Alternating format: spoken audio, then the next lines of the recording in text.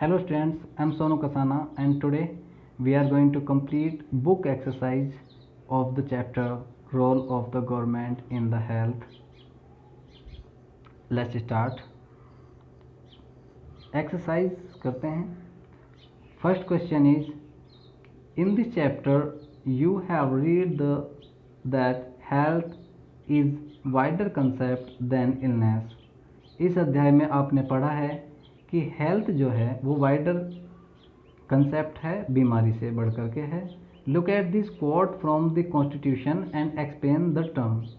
आइए इस कोट को देखते हैं जो कि हमारे संविधान में दिया गया है. लिविंग स्टैंडर्ड ना, जीवन स्तर, एंड पब्लिक हेल्थ और सामुदायिक स्वास्थ्य है. इन योर ओन वर्ड, आपको इन्हें अपने शब्दों में लिखना है. An important part of the Constitution says it is the duty of the state to raise the level of nutrition and standard of living and to improve public health. संविधान के एक महत्वपूर्ण भाग में कहा गया है कि यह एक राज्य की जिम्मेदारी है कि वह पोषण के स्तर को उठाए और जीवन स्तर को सुधारे. आइए अब हम आंसर की बात करते हैं. तो जब लिविंग स्टैंडर्ड की बात करते हैं तो उसमें आपके पॉइंट्स आते हैं.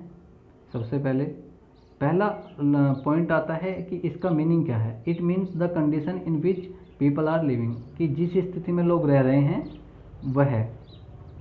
सेकंड आपका आता है the facilities provided by the government in order to raise the standard living of people. वे सुविधाएँ जो सरकार के द्वारा जीवन स्तर को उठाने के लिए दी जा रही हैं लोगों के, are measured in terms of comforts, और वह किस तरह से मापी जाती हैं. इन टर्म्स ऑफ कंफर्ट यानी कि सुविधा, स्वास्थ्य, चीज़ें और सेवाएं. ठीक है. Goods and service. गुड्स अच्छा नहीं होता, गुड माने अच्छा होता है, गुड्स माने होता है चीज़ें, और सर्विसेज माने सेवाएं. ठीक है. थर्ड पॉइंट आपका आता है higher and standard of living of people higher the economy and vice versa. इसका अर्थ है कि higher the standard of living, अगर लोगों के जीवन स्तर उच्च होगा यानी उनके जीने का तरीका अच्छा होगा तो हायर द इकोनॉमी, तो जो अर्थव्यवस्था है वो भी ऊंची होगी, एंड वाइस वर्सा, और इसका उल्टा भी. अर्थात अगर लोगों के जीने का स्तर निम्न होगा तो इकोनॉमी भी निम्न होगी. Thus it is also reflect the economy condition for a country. इस तरह से जीवन स्तर जो है लोगों का वो एक देश की इकोनॉमी को भी शो करता है, इकोनॉमी को भी बताता है. समझे. अब आते हैं पब्लिक हेल्थ पर. It means the general level of the public health. इसका अर्थ है पब्लिक हेल्थ का जनरल लेवल, सामान्य स्तर. The government provides free basic health facilities. सरकार जो है ना वो फ्री और बेसिक हेल्थ जो फैसिलिटीज़ होती हैं वो प्रोवाइड कराती है. एंड लो कॉस्ट हॉस्पिटल्स, और निम्न खर्च के अस्पताल. And medicine to their people, और दवाएं अपने लोगों को. It ensures that every people has right to get health facilities.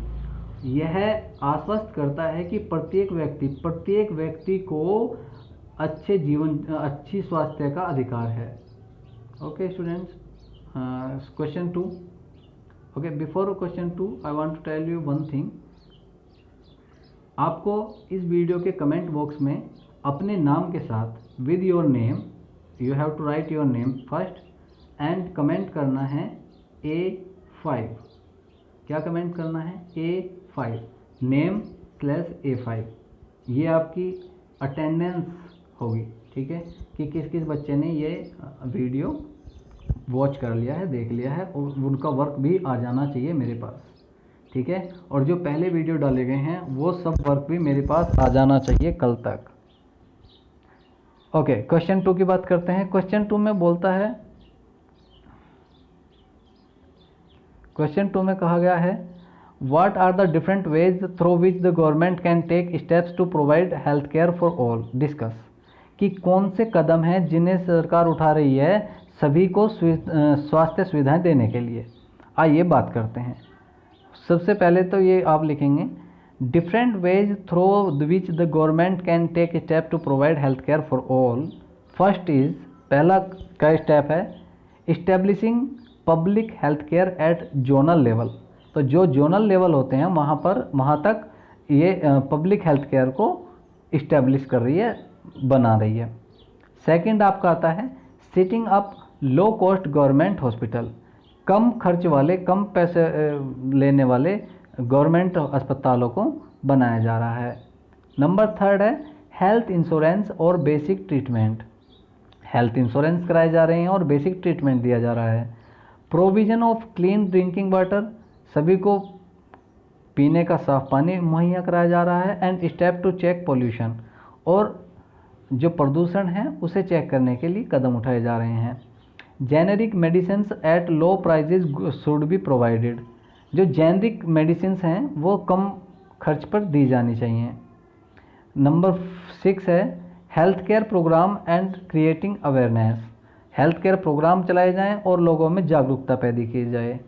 Number 7 है mobile clinic should be encouraged more in rural areas. Mobile clinic कहते हैं जैसे एक एम्बुलेंस होती है, उसी एम्बुलेंस में कोई डॉक्टर बैठे और उसमें ही में दवाएं रहें और वो एम्बुलेंस जगह जगह घूमते रहे, यानी एक जगह से दूसरी जगह जाने वाला क्लिनिक मोबाइल क्लिनिक कहलाता है। समझ आ गया आपको? अगर किसी का नहीं हुआ होगा तो वीडियो को पॉज करके देख सकता है और कमेंट करना बिल्कुल भी ना भूलें। ये आपकी अटेंडेंस है। अब आते हैं थर्ड क्वेश्चन पे। थर्ड क्वेश्चन कहता है what differences do you find between private and public health services in your area. जैसा कि मैंने करने के लिए कहा भी था, अभी 1-2 बच्चों ने भेजा है, बाकी बच्चों ने नहीं भेजा है, कि आपको क्या लगता है कि आपके जो गवर्नमेंट हॉस्पिटल में और प्राइवेट हॉस्पिटल्स में आपको क्या डिफरेंस दिखाई देता है। आप अपने आप देख करके लिखें, अगर आप गए हैं कभी विजिट किया है। अगर आपने कभी विजिट नहीं किया है दोनों जगह का, तो आप अपने पेरेंट्स से किसी से पूछ सकते हैं और अपने कम से कम 2-2, 3-3 पॉइंट्स लिख करके भेज दें।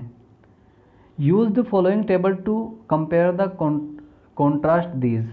हमने 2 टेबल ऊपर पढ़ी थी, तो उनके आधार पर ये आपको करना है। फैसिलिटी, कॉस्ट ऑफ सर्विस और अवेलेबिलिटी ऑफ सर्विसेज, कि क्या क्या सुविधाएं हैं, क्या क्या सुविधाओं की उपलब्धता है और उपलब्ध सुविधाओं के पैसे। तो आइए बात करते हैं हम इसी आधार पर। ये हमारा एक चार्ट बन गया। फैसिलिटी है कॉस्ट ऑफ सर्विस, तो प्राइवेट में ये हाई होती है और पब्लिक में ये लो होती है। सीधी सी बात है, सर्विस के ज़्यादा पैसे लिए जाते हैं प्राइवेट में, कम पैसे लिए जाते हैं पब्लिक में, यानी जो गवर्नमेंट हॉस्पिटल होते हैं वहाँ पर। अवेलेबिलिटी ऑफ सर्विसेज, आइए इसमें आ जाते हैं। Good and easily available service, यहाँ पे अच्छी होती है और आसानी से मिल जाती हैं चीज़ें।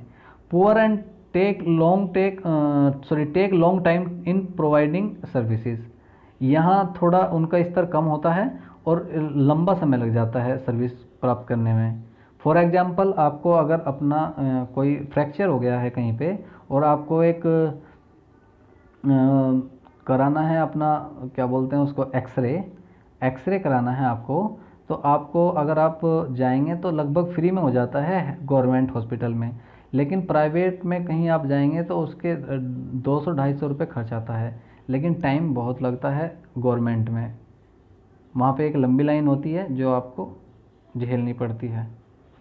चलिए, number 4, improvement in water and sanitation and can control many disease. अगर पानी को साफ़ किया जाए, साफ़ सुथरा रखा जाए, तो बहुत सारी बीमारियों को रोका जा सकता है। Explain with the help of example, किसी उदाहरण के तौर पर समझाइए। आइए, it is true that improvement in water and sanitation can control many disease. ये सच है कि पानी को साफ़ सुथरा करके उससे बीमारियों को रोका जा सकता है। इसमें फर्स्ट पार्ट आता है आपका, contaminated water is the main reason for many diseases like cholera, jaundice, etc। प्रदूषण वाला पानी जो है वो कई बीमारियों को की जड़ है, जैसे कोलरा और जॉन्डिस, है ना, पीलिया वगैरह। Second, by provision of clean drinking water, protection from water related disease can be assured. अगर पीने का साफ पानी सभी को प्राप्त हो जाए तो कई बीमारियों से पीछे छूट सकता है, बचा जा सकता है। Number third, poor sanitation is responsible for many communicable diseases. पानी को मतलब अच्छे से सफाई न होना बहुत सारी बीमारियों का कारण है। Number four, lack of proper sanitation also give rise to the birth of mosquitoes, several insects which affect the health of people। अगर पानी का अच्छे से निकासी नहीं होती है तो उसमें बहुत सारे मच्छर पैदा हो जाते हैं, बहुत सारे कीड़े मकोड़े पैदा हो जाते हैं जो आदमी के स्वास्थ्य को नुकसान पहुंचाते हैं। Number five, proper sanitation will lead to hygiene condition. अगर अच्छे से पानी का निपटारा हो जाता है, पानी का निष्कासन हो जाता है, तो ये बहुत सारी चीज़ों को साफ रखता है, हाइजीन कंडीशन को पैदा करता है, which will surely control many disease, जिससे बहुत सारी बीमारियों से निश्चित रूप से ही पीछा छूट जाता है, बच जाती है जान। तो ये हमारे कुछ क्वेश्चंस थे, कुछ क्वेश्चन आंसर्स थे। तो आपका इस सेकंड चैप्टर का एक्सरसाइज कंप्लीट हो गई है। So students, thank you and complete this work and send to me as soon as possible. Thank you once again.